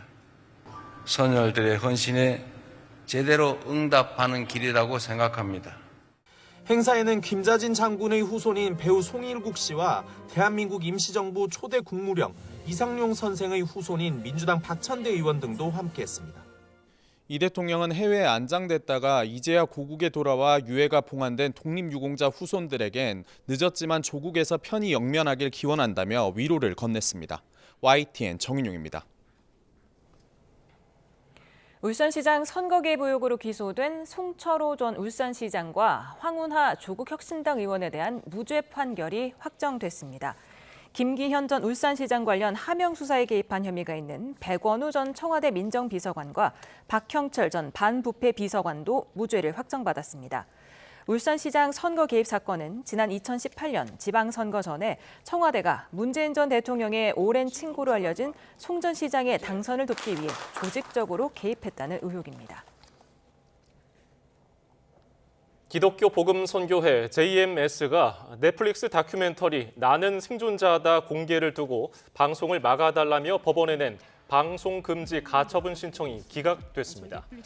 서울 서부지법은 오늘 JMS 측이 넷플릭스와 MBC를 상대로 낸 방송 금지 가처분 신청을 모두 기각하며 방송을 허용했습니다. 나는 생존자다는 지난 2023년 공개된 JMS 관련 폭로가 담긴 넷플릭스 다큐멘터리 나는 신이다의 후속작입니다. 서울경찰청 형사기동대는 재건을 노리며 불법 행위를 일삼은 혐의로 폭력 조직 10남부동파의 부두목을 비롯한 조직원과 추종 세력 9명을 구속 송치하는 등 34명을 무더기로 검거해 검찰에 넘겼습니다. 이들은 지난 2018년부터 5년 동안 서울 강서구 일대에서 유흥업소 업주 등에게 보호비 명목으로 매달 20만 원에서 150만 원씩 모두 1억 원가량을 뜯어내고 폭행한 혐의가 있습니다.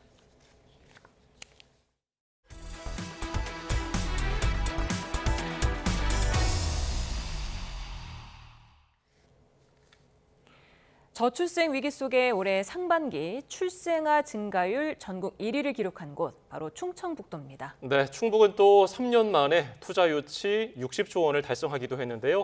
오늘은 YTN 스튜디오에 김영환 충북지사를 초대했습니다. 어서 오세요. 네, 안녕하십니까? 네, 벌써 민선 8기가 3년이 지났는데 네. 그동안 어떤 것이 가장 보람 있는, 어떤 것이 가장 성과가 있었다고 보십니까? 우선 충청북도가 지난해 1월부터 6월까지 또 올해 1월부터 6월까지 사이에 출생 증가율이 12.8% 정도 증가를 한 것이, 그리고 또 3년 동안 계속 출생아 수와 출생 증가율이 다 증가한 유일한 도가 된 것, 그것이 가장 자랑스러운 결과라고 생각합니다. 예, 그러면 그 1위를 기록한 그 내용은 어떤 정책이 주요했다고 볼 수 있을까요? 우선은 최초의, 우리나라 최초의 여러 가지 출산 장려 정책이 다 주요했다고 생각합니다. 최초의 출산 장려금을 1,000만 원 지급한 것도 있었고요. 또 다산 가구에 대한 그러니까 5명 난 가정에 500만 원 지급하는 그런 지원 정책도 있었고 예. 결혼 증가를 위한 노력 또 그 돌봄을 위한 노력 이것이 전주기적으로 촘촘히 마련되었기 때문에 그리고 뭐 우리 도는 지금 아이를 낳는 것이 이제 국가유공자다 그런 생각을 갖고 있고 그런 조례도 만들었고요. 그런 정책이 한 수십 가지가 되는데 그런 것들이 다 모여서 이런 출산 증가가 나타났다 그렇게 생각합니다. 네, 지금 출산율 증가만 1위 한 게 아니라 보니까 17개 광역 지자체 가운데 올해 상반기 수출 성장률 1위를 기록했다면서요? 예, 이게 지금 약간 이제 반도체 착시 현상이 있습니다만은 반도체가 80% 증가했습니다. 세계에서 지금 쓰여지는 AI 반도체라고 하는 HBM은 전부 우리 충북에서 만들어지고 있고 그리고 배터리 생산량, 2차 전지라고 하는 그 생산량의 42%가 충북에서 만들어지고 태양광이 82%가 여기 만들어지니까 가히 충청북도가 첨단 산업의 중심이 되어 있다 그렇게 말씀드릴 수가 있는데 오늘 오면서 보니까 3년 동안 지금까지 61조 7천억 정도가 투자가 됐으니까 예. 정말 활발한 투자 유치가 성공을 거두고 있고 첨단 산업이 날개를 펴고 있다 그렇게 말할 수 있습니다. 그 정도 투자 유치한 거는 이제 민선 8기 3년 만에 이뤄낸 성과인데 이거 어떤 의미로 볼 수 있습니까? 뭐 좀 운이 좋았고 또 전직 지사들께서 많은 그 인프라를 깔아놨기 때문에 가능하다고 생각합니다. 여기에는 뭐 바이오 산업 또 제약 또 유통 뭐 식품 이런 것들이 다양한 것들이 모여 있는데 한 가지 이유를 꽂으라고 한다면은 이제 충청북도가 대한민국의 중심에 위치해 있기 때문에 전국 어디서나 물류라든지 교통이 1시간 반이면 그 도달할 수 있는 그런 위치가 주는 힘이 가장 큰 것이 아닌가 그렇게 생각하고 있습니다. 네, 지금 충북에서 도시 유휴 인력을 도시 농부 그리고 도시 근로자로 양성을 하면서 고용률을 끌어올리고 있다던데 이거 좀 설명해 주실까요? 예, 우리가 지금 이제 고용률이 거의 전국에서 1등이고요. 실업률이 거의 가장 낮으니까 1.6%는 거의 완전 고용 상태를 하고 있는데 예. 제가 이 방송을 통해서 우리 정부에 오늘 뭐 부총리께도 건의를 드렸습니다마는 우리가 지금 하고 있는 정책을 전국으로 확산했으면 좋겠다 이렇게 생각합니다. 이 정책은 독특한 정책이고 또 돈을 들이지 않고도 할 수 있는 그런 정책일 뿐만 아니라 창의적이기 때문에 이 정책을 하게 되면은 상당히 많은 일자리를 우리가 얻을 수 있다고 생각합니다. 그 이를테면 60대 이전의 그 젊은 부부들은 과거에는 우리가 알바라고 하는 그런 단기간 노동, 그러니까 4시간 정도 일하고 한 5만 원 정도 받는 일자리를 공급하고 있고요. 또 이제 65세부터 75세 이때까지는 도시에 있는 분들이 농촌에 가서 일하고 6만 원 정도를 주는데 농촌이 3만 6천 원을 내고 우리가 2만 4천 지원하는 그런 정책입니다. 도시에 있는 남는 인력이 농촌에 부족한 인력을 채워주는 것이죠.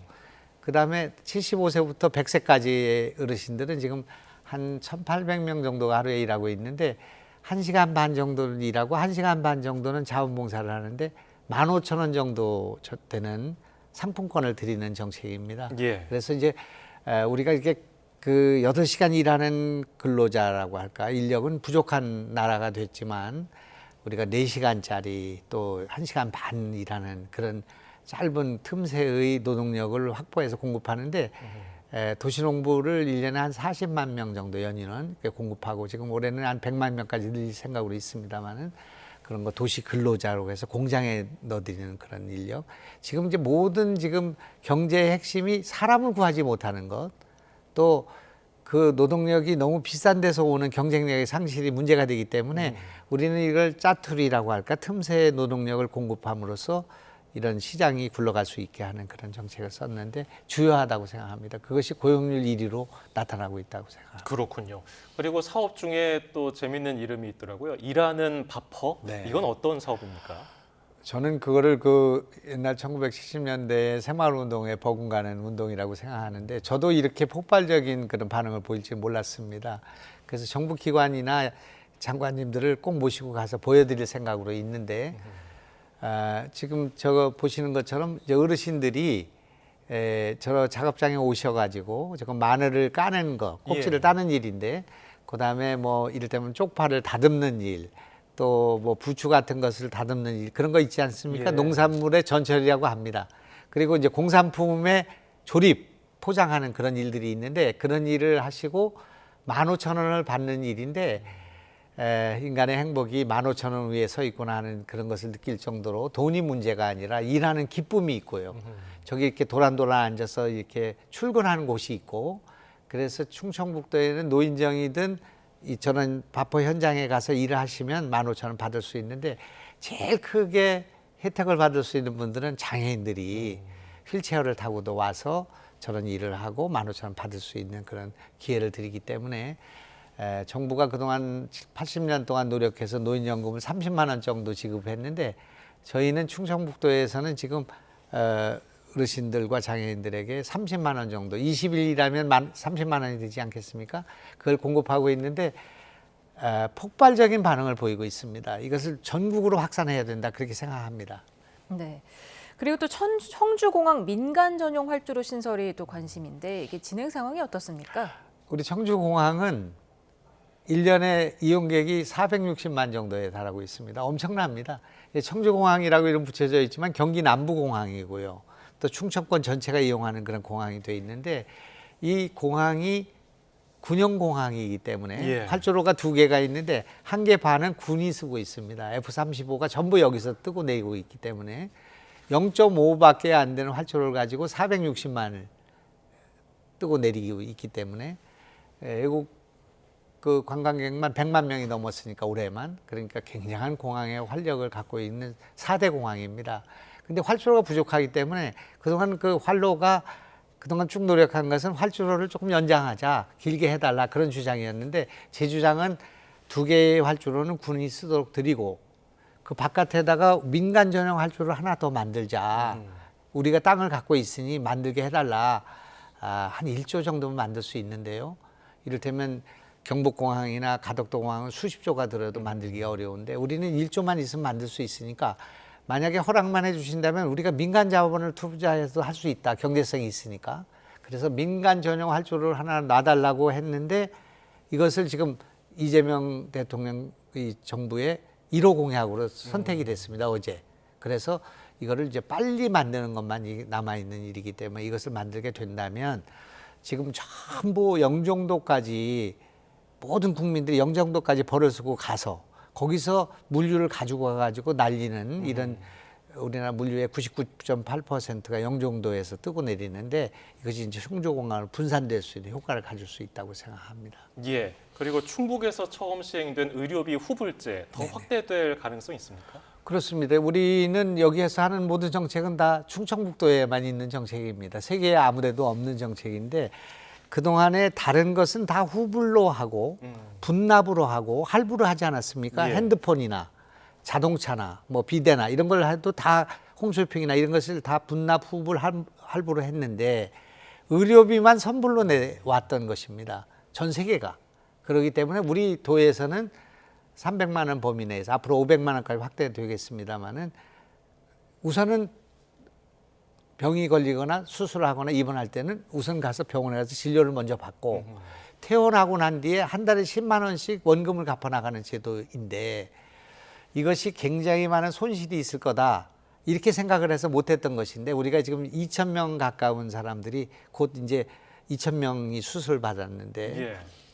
그동안 해본 결과 99% 이상이 다 돈을 내고 있고 손실이 거의 없습니다. 그렇기 때문에 전국으로 확산하게 된다면, 정부가 예산을 들이지 않고도 전 국민의 예산 이자만 넣어주면 그 수술 받지 못하거나 입원 받지 못해서 돌아가시는 분들을 살릴 수 있기 때문에, 이 제도는 가장 인본적인 것일 뿐만 아니라 가장 돈이 적게 드는 제도이기 때문에, 지금 서울시에서도 이거를 지금 시행하기 위해서 우리하고 협조를 하고 있고요.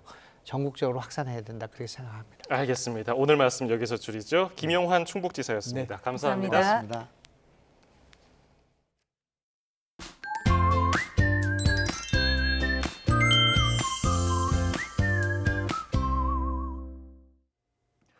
내일은 8월 15일 광복절입니다. 맞습니다. 따라서 광복을 기념하는 의미로 태극기를 다는 분들이 많을 텐데요.